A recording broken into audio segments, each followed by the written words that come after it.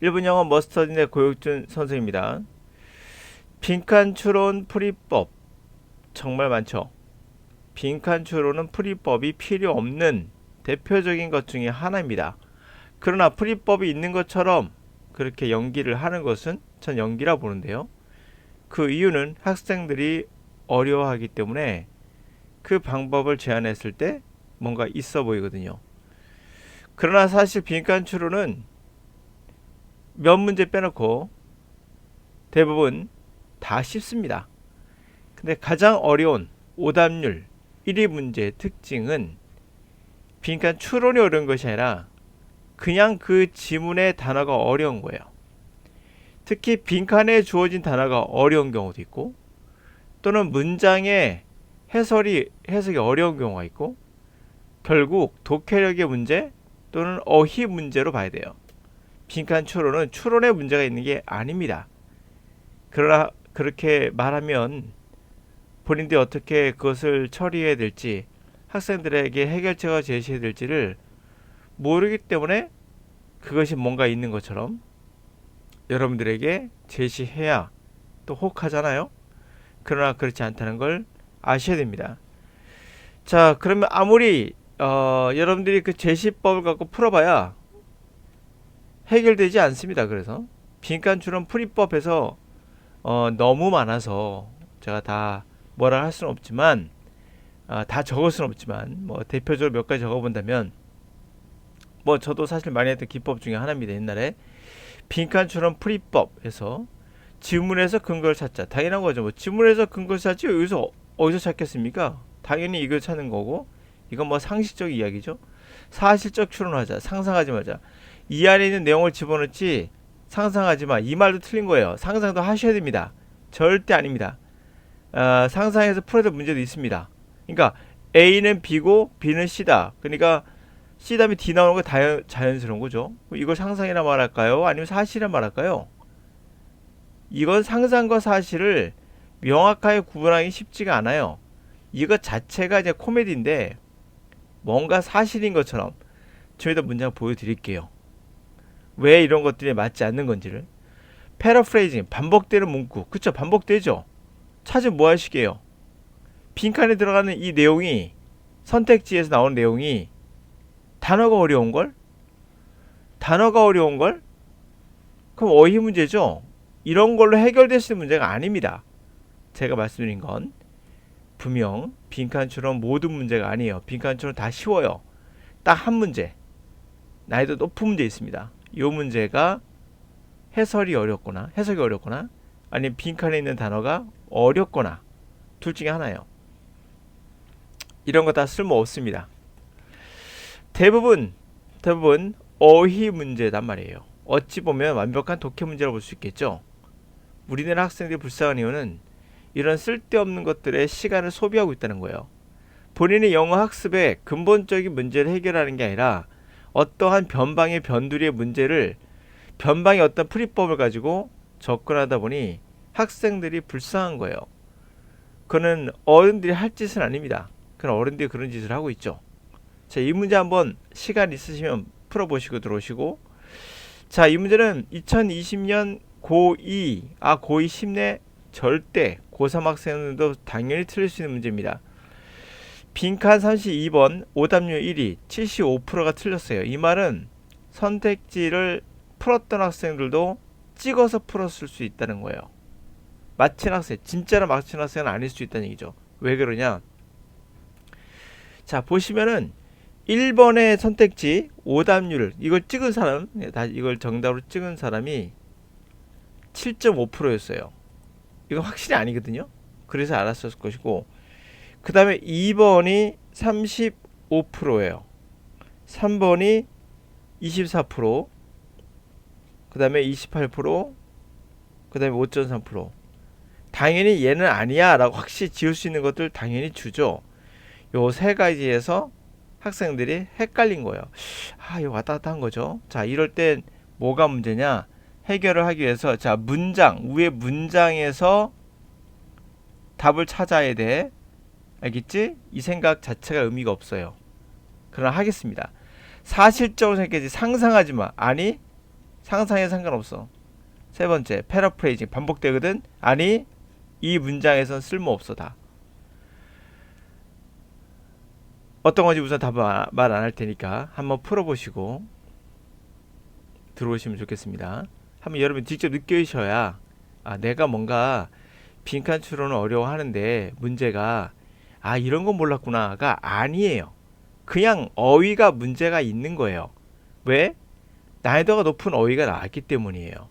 그리고 영어의 어휘와 우리말의 어휘가 1대1 대응이 안 되기 때문에 오는 현상이에요. 그러니까 우리가 생각하는 영어와 영어 단어 사전에 나와 있는 뜻과 실제로 영어에 사용되는 그 뜻이 달라요. 그걸 번역하기가 쉽지가 않아요. 그 사이의 갭에서 오는 오류예요. 이것을 어떻게 해결하느냐? 이건 독해력이에요. 많은 독해를 통해서 이 단어가 어떻게 문장에서 어떤 의미로 사전에 없지만 쓰이는지를 느끼셔야 이런 문제를 풀 수 있는 거예요. 그러므로 이 문제 풀겠다고 뭐 접근법, 독해풀이법 해봐야 쓸모없어요. 그때만 자, 그러면 본격적으로 한번 풀었다 생각하고 들어가 보죠. When we are emotional charged, we often use anger to hide our more primary and deeper emotions. 이 문장 전체 해석하기가 어렵지가 않아요. 이 문장은 such as sadness and fear, which doesn't allow for true resolution to occur. Separating yourself from the emotional, upsetting situation gives you the space you need to better understand what you are truly feeling, so you can more clearly articulate your emotions in a logical and less emotional way. A timeout also helps blank. When confronted with situations that don't allow us to deal with our emotions, or that cause us to suppress them, we may transfer those feelings to others, people, or situations at a later point. For instance, if you had a bad day at work, you may suppress your feelings at the office, only to find that you release them by getting into a fight with your kids and spouse when you get home later that evening. Clearly, your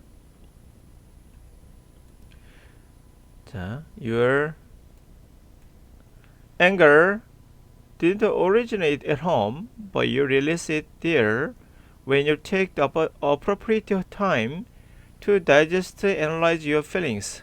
You can mitigate hurting or upsetting other people who have nothing to do with the situation. 자, 읽어보시면은 지문은 어렵지가 않아요. 해석도 충분히 잘 돼요. 근데 선택지가 문제예요. 선택지에서 100% 갈린 겁니다. 이거의 문제의 99%는 선택지였어요. 위에 있는 거 해석한다 하더라도 선택지가 어려웠기 때문에 못 푼 겁니다. 뭐 여기 보시면은 여기에 보면 이런 거 있잖아. have nothing to do. 이게 힌트야. 봐. 이거 그대로 만들어 필요 없어요. 그거는 결과 사후론적 이야기고 올라가서 해석을 해보고 여러분들 들어보시면 어렵지 않다는 것을 알 수 있습니다. 자, 들어가서 when 당신의 감정적으로 charge가 됐어요. 정서적으로 charge라고 채우는 거죠. 너무나 감정적으로 충만해졌다는 얘기는 너무 감정이 격화됐다는 얘기죠. 감정적이 됐어요. 그랬을 때 흔히들 분노를 이용해서 자신의 어떠한 프라이머리 원초적이고 깊은 감정을 숨겨요.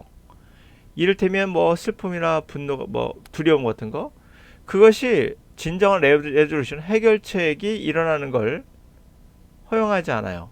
진짜한 해결책이 일어나는 걸 허용하지 않아요. Separate yourself, 너 자신을 감정적인 upset, 뒤집어지는 거죠. 속이 뒤집어지는 그런 화가 나는 상황, 그 화가 나는 상황으로부터 분리시키는 게 너에게 스페이스, 여지를 주는 거예요.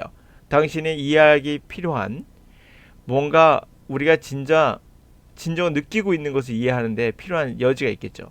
그래서 너가 좀 더 명확하게 articulate your emotion, logical, 자, articulate라는 단어는 잘 표현하는 거예요. 뭔가를 잘 표현하는 거.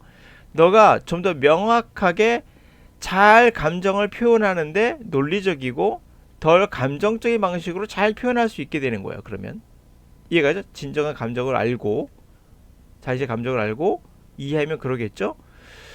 자, 타임아웃. 농구할 때 타임아웃 하죠. 타임아웃은 또한 뭐뭐 하는 데 도움이 됩니다. 자, when confronted with situation, 상황에 맞닥뜨렸어요. 그게 우리들에게 딜이 안 돼. 우리의 감정을 다룰 수 없게 하는 상황이에요. 감정을 어떻게 하지 못하는 상황. 또는 우리를 그 감정을 억누르게 만들게 하는 상황. 그런 게 직면했을 때 우리는 그러한 감정을 다른 사람에게 이전하죠. 또는 다른 상황에 이전하죠. 나중에, 그쵸? 예를 들어 볼게요. 아주 좋은 거죠. 뭐 빈칸이 있으면 뭐 뒤에 힌트가 나온다. 아니, 앞에도 있고 뒤도 있고 상관없어요. 그냥 다 읽어보시면 다 알아요. 그냥. 자, 당신이 bad day work, 일터에서 정말 bad day, 아주 안 좋은, 기분이 안 좋은 상황을 겪었고 당신이 그러한 감정을 서프레스, 억누르고 있어요. 사무실에선. 근데 결국엔 어떻게 했어요? 결국에는 당신이 그들을 릴리스 하겠죠. 그리고 get into fight, 애들과 싸우고 스파우저, 배우자가 또 싸우겠죠. 집에 왔을 때, 나중에 저녁 시간에. 이거 다 해석됐을 겁니다. 보면 명확하게 당신의 앵거, 분노가 집에서 시작한 건 아니에요. 그러나 그것을 풀어준 건 거기거든요. 집이거든요. 당신이 appropriate, 적절한 시간을 갖는 게 소화시키고 분석할 감정을, 그러면 당신은 migrate, 완화났죠. 다치게 하거나 속을 뒤집히는, 다른 사람 뒤집히게 하는 그런 것을 좀 완화시킬 수 있겠죠. 당신과 관련, 그 상황과 관련 없는 사람들 말이야. 사실 뭐 다 해석이 안 되더라도 일부만 해석되더라도 내 감정을 누군가에게 풀고 있구나, 이러면 안 되지 라는 것을 해석이 당연히 가능했어요. 자, 이제 빈칸을 보시면 이런 말이거든요. 다른 문제는 이렇게 안 푸셔, 그러니까 타임아웃 보시오. 됐죠? 이해 갔을 겁니다. 타임아웃은 뭐 하는 데 도움이 될까요? 당연히 다른 사람한테 회를 끼치지 않고, 다른 사람에게 화를 내지 않고, 가족들에게 화를 내지 않는 그런 상황을 만들 수 있겠죠. 도움이 될 수 있겠죠. 그걸 생각했을 거야, 다들. 근데 선택지가 아니라 더 이상해져. 요거 확실히 알았어요. curiosity. 호기심을 억누른다는 건 이상한 거고, 분명. 진정한 감정, 요거 가능성이 있거든요. 나왔거든요. 자신이 진짜 화가 나는 지점 있잖아요.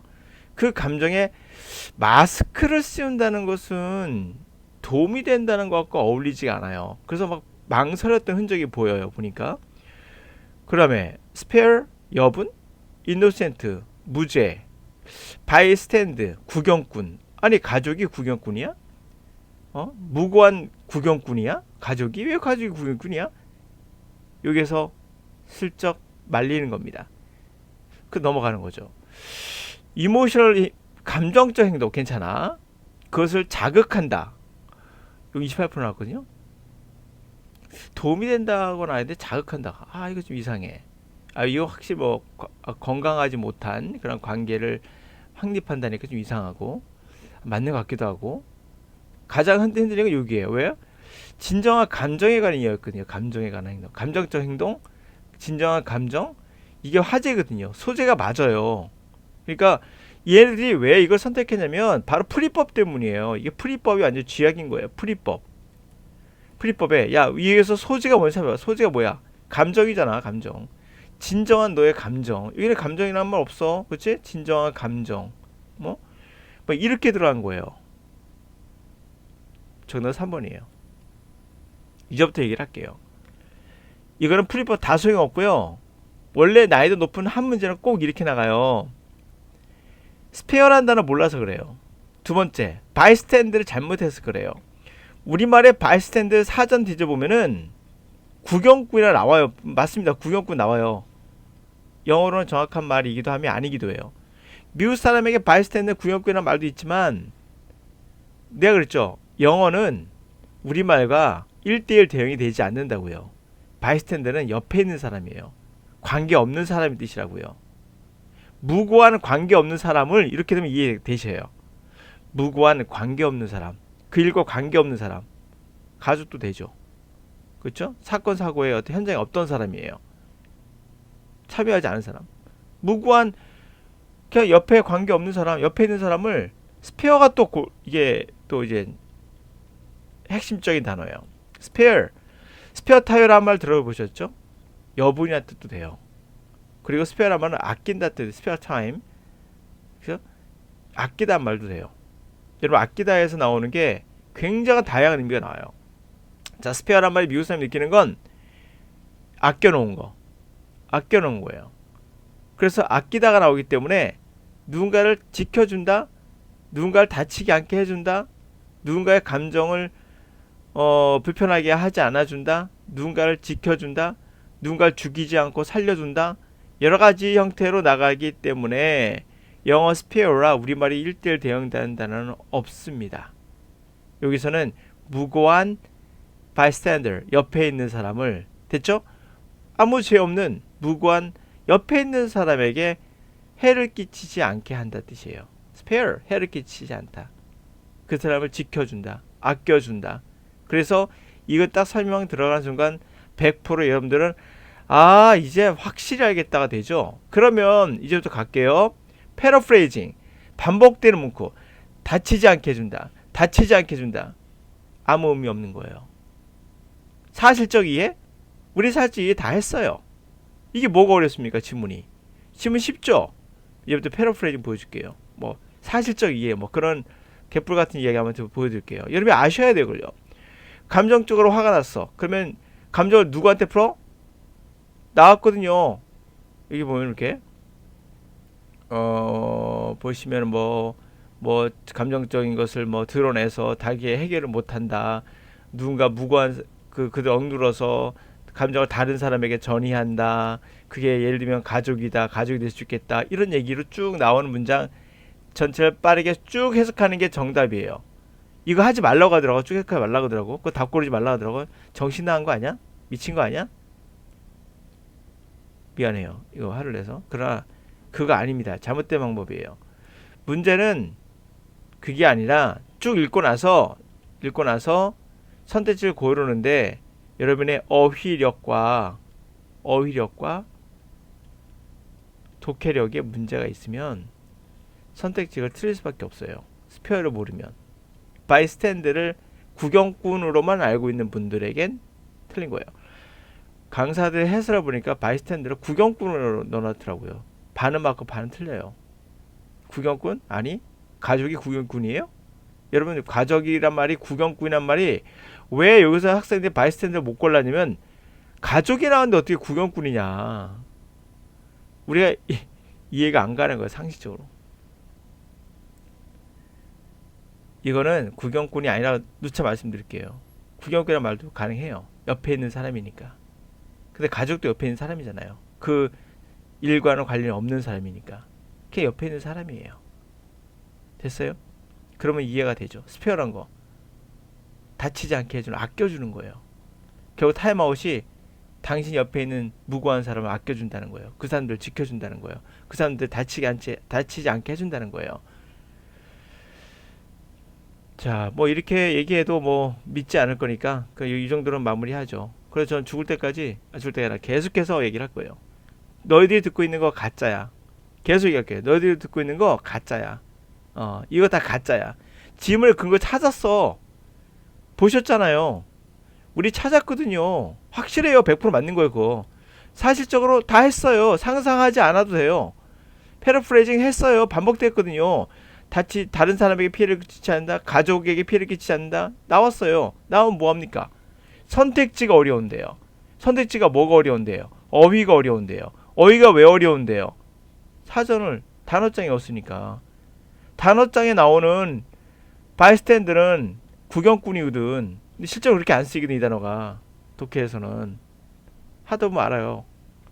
스페어라는 단어가 여분만 해석하다가 가끔 독해 보시면은 다치지 않게 하다, 아껴주다 말도 있거든요. 그때 이거를 보았던 사람들은 아하 이렇게 되는 거고, 그때 독해에서 못 보고 단어장이나 보고 있던 사람은 뭐야? 단어장 암기한 사람들은 뭐야? 이렇게 되는 거예요. 그래서 제가 누차 말씀드렸다시피 단어장 암기하면 어휘력이 상승한다? 반은 맞고 반은 틀리다. 이런 학생들은 결코 고득점 못 맞아요. 간단합니다. 바이스탠더가 구경꾼이 아니니까. 우리말로 구경꾼은 딱 1대1로 딱 맞아떨어질 어이가 아니니까 여기서는. 스페어라는 것도 마찬가지죠. 여분을 알고 있는 학생도 있어요. 아니거든요. 동사할 땐 지켜주다, 죽이지 않다, 다치지 않게 해주다, 안 좋은 사건에서 벗어나게 해주다. 다 아낀다는 얘기예요. 그러한 단어를 어떻게 단어장에서 어떻게 바이스탠드를 하겠는가. 다시 이야기할게요. 빈칸 추론 풀이법 같은 거 따르지 마시고 세 문제 네 문제 중에서 다 쉬워요. 한 문제가 어려워요. 이건 무조건 어휘 문제예요. 어휘. 예? 뭐 패러프레이 다 필요 없습니다. 무조건 어휘 문제예요. 그렇게 생각하시면 돼요.